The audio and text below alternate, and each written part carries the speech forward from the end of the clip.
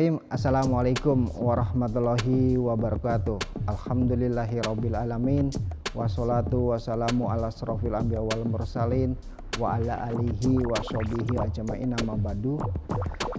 Yang paling utama dan yang paling sangat utama, marilah kita panjatkan puji syukur kepada Allah Subhanahu wa taala atas segala rahmat, taufik dan hidayahnya, sehingga syukur alhamdulillah bahwa hari ini kita masih diberikan nikmat kesehatan, nikmat panjang umur, nikmat rezeki dan nikmat silaturahmi, serta sebentar lagi kita akan mendengarkan kajian syiar Islam yang akan dibawakan oleh narasumber kita Ustadz Ahmad Syahid, Imam Masjid Al-Hidayah, dengan tema kajian Wasilatul Mustafa. Salawat dan salam marilah kita sampaikan kepada junjungan kita Nabi besar Muhammad Sallallahu Alaihi Wasallam, para sahabat, pengikut, serta syafaat dari baginda Rasulullah yang kita harapkan nanti di yaumil kiamat. Pemerhati A'abili, manfaatkanlah kajian syiar Islam ini, pelajari, simaki, dan bahkan diimplementasikan dalam kehidupan sehari-hari. Kurang lebih mohon maaf dan terima kasih. Wabillahi taufiq wal hidayah. Wassalamualaikum warahmatullahi wabarakatuh. Assalamualaikum warahmatullahi wabarakatuh.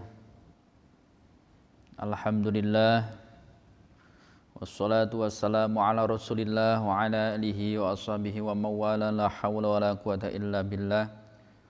Rabbi syrah li sadri wa yassir li amri wahlul 'uqdatam min lisani yafqahu qawli. Amma ba'du. Bismillahirrahmanirrahim. Pertama kali marilah kita bersyukur kepada Allah. Kita masih diberi kesempatan untuk dapat bertolabul ilmi, mencari ilmu.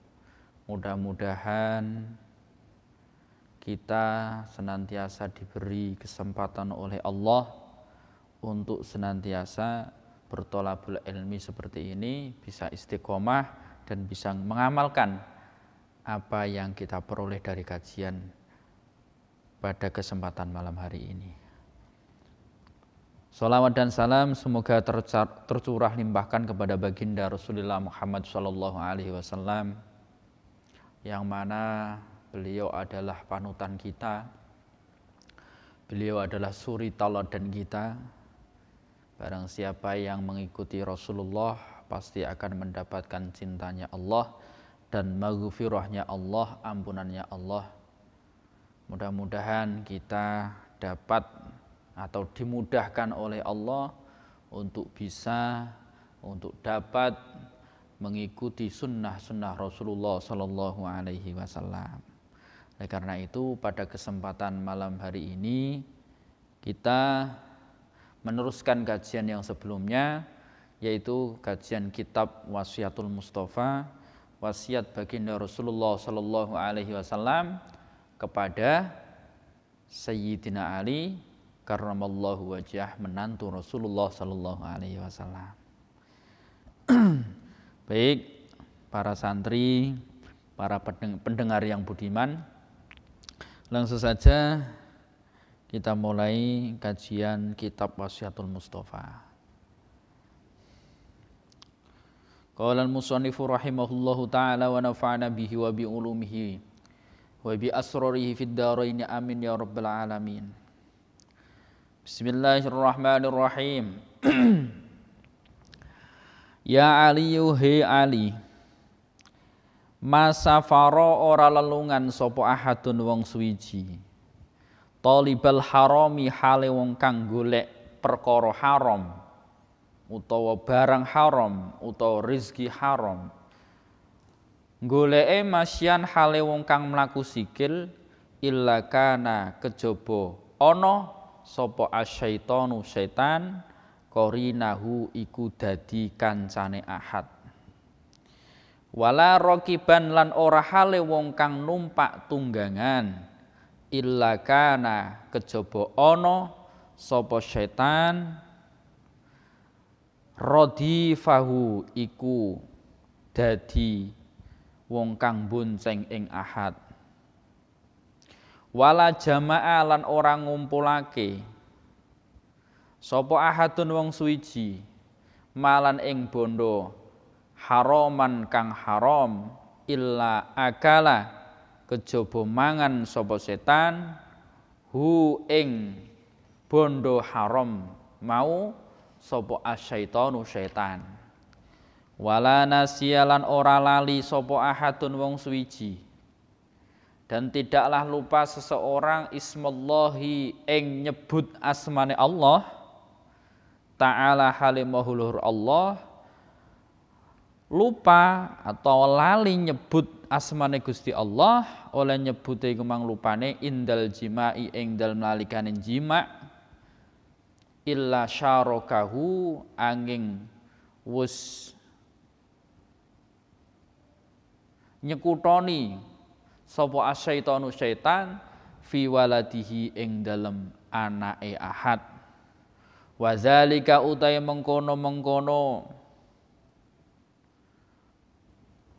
seseorang yang lupa dengan menyebut nama Allah, wa zalika utai mengkono-mengkono syaitan mengikuti orang-orang yang tidak mau menyebut nama Allah. Qaulullahi ta'ala iku dawe Allah ta'ala wa syarikhum fil amwali wal auladi wa'idhum. Wa syarikhum wa syarik lan nyekutoni sira kabeh setan hum ing menungso fil amwali ing dalam pira-pira bondo wal auladi lan pira-pira anak wa'id lan janjiyo sapa sira setan hum ing menungso. Baik, di sini wasiat Rasulullah sallallahu alaihi wasallam. Beliau berkata kepada Sayyidina Ali, wahai Ali, tidak seseorang yang bepergian berjalan kaki untuk mencari harta yang haram kecuali setan menyertainya. Jadi ketika seseorang itu bekerja atau mencari harta yang haram, maka temannya adalah setan. Begitu. Memang ini sengaja oleh Allah, setan itu disuruh. Kenapa sih setan itu diciptakan segala? Loh. Di dalam Syarhul Hikam, di dalam kitab Syarah Hikam di situ dikatakan terciptanya setan, diciptakannya setan oleh Allah itu adalah tujuan Allah supaya manusia kembali kepada Allah. Loh, kok begitu? Iya. Karena ketika manusia ini tidak ada apa yang ditakuti, maka dia enjoy-enjoy aja. Karena tidak ada yang bisa mengalahkan setan. Kalau bandingannya manusia loh ya, manusia dibanding setan pasti menang setan. Kalau manusia ini tidak mau meminta pertolongan kepada Allah, pastilah manusia ini akan kalah oleh setan.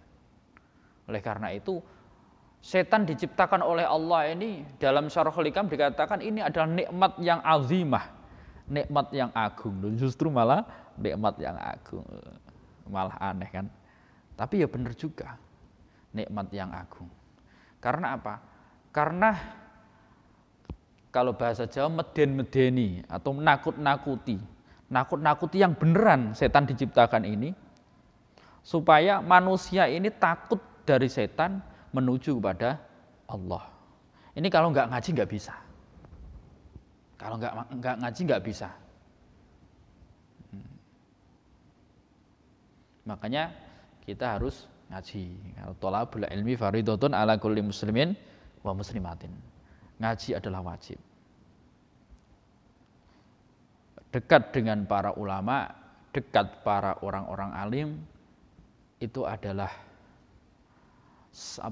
ajaran Rasulullah, ajaran para wali-walinya Allah, ajaran para sahabat, tabi'in dan ulama-ulama terdahulu. Lalu dan tidak menaiki tunggangan. Artinya seseorang ketika berangkat mencari rizki dengan menaiki tunggangan atau naik mobil katakan, atau naik motor dengan tujuan mencari harta yang haram, maka setan pun ikut naik di dalam mobil, naik ke atas motor. Lalu dan tidak seorang mengumpulkan harta haram kecuali setan ikut memakannya. Gitu. Dan tidak seorang pun yang lupa nama Allah ketika berhubungan suami istri, ketika seseorang itu berhubungan suami istri kok lupa menyebut nama Allah, minimal bismillah, kecuali ia bersekutu dengan setan. Artinya apa? Ketika seseorang itu berhubungan suami istri kok tidak menyebut nama Allah, tidak ingat kepada Allah, maka setan pun ikut andil bareng-bareng bikin proyek besar di situ. Karena urusannya ini urusan bukan hanya dunia tapi dunia akhirat. Kalau masalah anak ini, karena anak itu adalah aset terbesar dalam kehidupan kita sampai ke akhirat. Kenapa kok aset terbesar? Iya, karena seseorang yang punya anak yang solihah ini bisa mengantarkan seorang orang tuanya masuk ke dalam surganya Allah Subhanahu wa taala. Selanjutnya firman Allah Subhanahu wa taala katakan wasyarikhum fil amwali wal auladi wa'idhum, dan berserikatlah dengan mereka. Artinya ini Allah Subhanahu wa taala berfirman kepada setan, "Hei setan, ikutlah kamu kepada manusia yang tidak mau menyebut namaku, dan berikanlah janji-janji yang manis kepada mereka."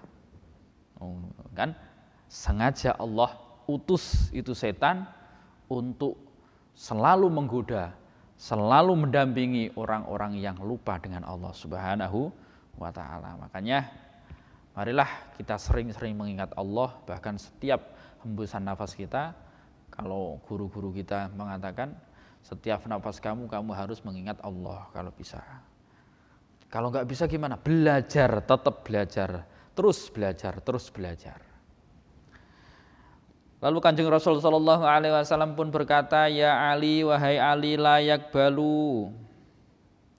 Ora bakal nampa sapa Allah Ta'ala ora bakal nampa salatan ing salat bila wudu'in kelan tanpa wudu, wala sedaqatan lan Allah ora bakal nampa sedaqatan ing sedaqah minal harami saking rezeki kang haram utawa duit kang haram utawa panganan kang haram." Wahai Ali, kata Rasulullah, Allah tidak akan menerima sholat seseorang yang tidak berwudu. Makanya di dalam fikih, di dalam kita mengajari anak-anak kita, umur 7 tahun harus diajari sholat. Begitu juga peralatan atau perabot sholat juga diajarkan semua. Dari wudu, semua syarat-syaratnya, 7 tahun. Misalkan anak kita 7 tahun kok masih nggak mau sholat misalkan, ya terus digandeng, ayo diajari, jangan sampai dipukul. Tapi kalau sudah umur 10 tahun, ya, maka ketika anak ini berani meninggalkan sholat, maka pukullah. Ini di dalam kitab-kitab fikih diterangkan. Maka sangat penting kita fokus pada anak-anak kita. Jangan kita fokus pada diri kita sendiri, kita ngejar amal ibadah sunnah, yaitu apa? Ngejar jamaah, ngejar pahala jamaah di masjid yang notabene itu sunnah hukumnya. Dan di samping itu meninggalkan anak kita yang umurnya sudah 10 tahun bahkan lebih, mereka tidak mengurusi sholatnya, tidak menghiraukan sholatnya. Ketika bapaknya pulang ngelihat anaknya sholat apa belum, enggak diperdulikan. Ini kan salah. Ngejar sunnah yang wajib ditinggalkan. Ini salah besar. Mending anak dulu kita ajak sholat, meskipun enggak sholat jamaah di masjid misalkan, demi anaknya sholat, mengajari anak sholat di rumah, ya jamaah nak, di rumah sama bapak. Sementara enggak jamaah di masjid enggak apa-apa, yang penting anaknya mau sholat. Syukur-syukur mau diajak ke masjid. Alhamdulillah. Oh, ini banyak sekarang. Demi mengejar sunnah, tapi wajibnya ditinggalkan.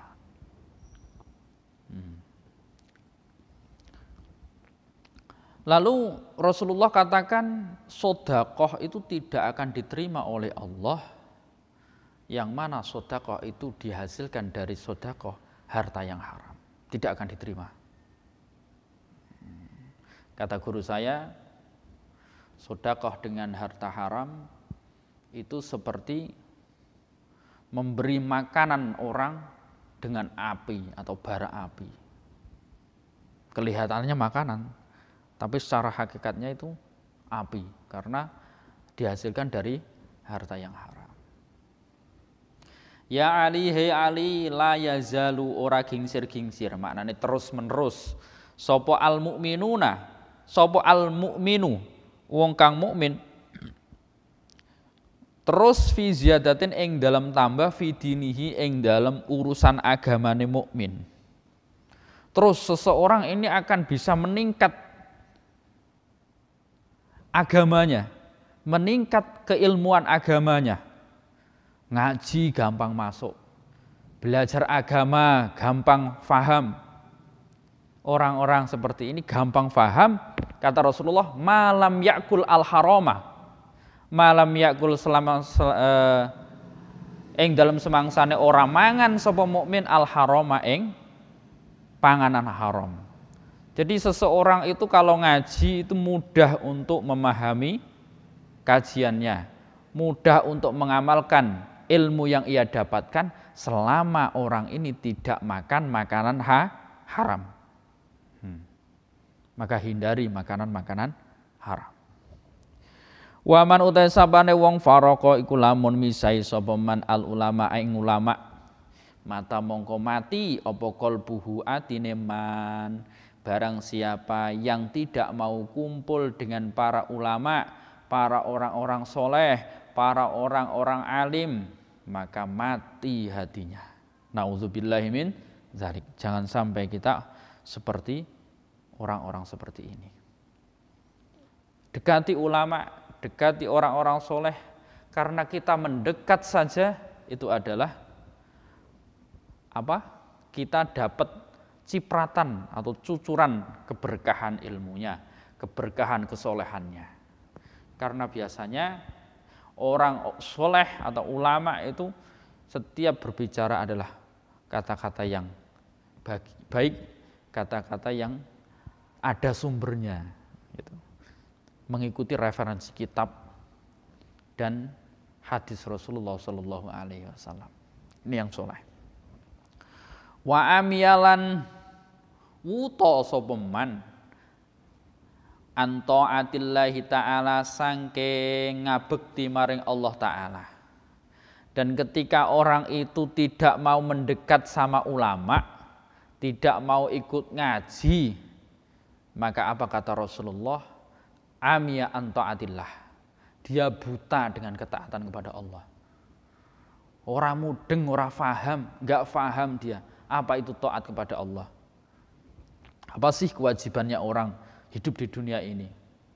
Dia enggak mengenal wa ma khalaqtul jinna wal insa illa liya'budun. Tidaklah saya menciptakan, kata Allah, tidaklah kami menciptakan jin dan manusia kecuali hanya ibadah.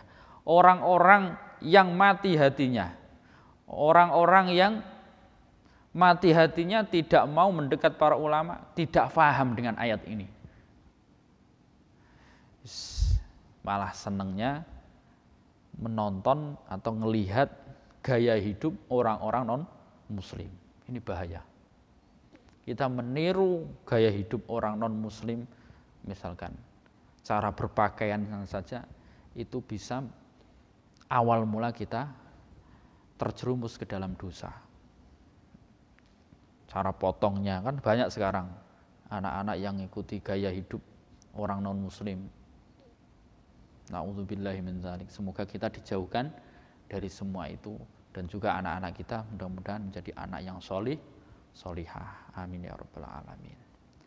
Satu lagi, Rasulullah Shallallahu Alaihi Wasallam katakan, ya Ali, wahai Ali, man barang siapa qoro'a, jika mau membaca Al-Qur'ana, Quran, man utai sapane wong qoro'a iku lamun gelem maca sapa man Al-Qur'an ing Quran, walam yahilla lan ora ngalalake sapa man halalahu ing perkara kang ngalalake Quran, halalahu ing perkara kang den halalake Quran, walam yuharrim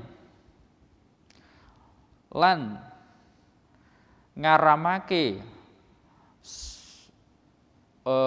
walam yuharrim lan orang ngaramake sapa man haramahu ing perkara kang den haramake Quran ing man, kana mongko ana sapa man iku minal ladzina termasuk wong-wong nabazu kang padha ngeculake sapa man kitabullah ing kitabe Allah, kitabullahi ing kitabe Allah, wa sunnata rasulihi lan sunnah Rasulullah sallallahu alaihi wasallam, wara azhurihim ing burine gegere man.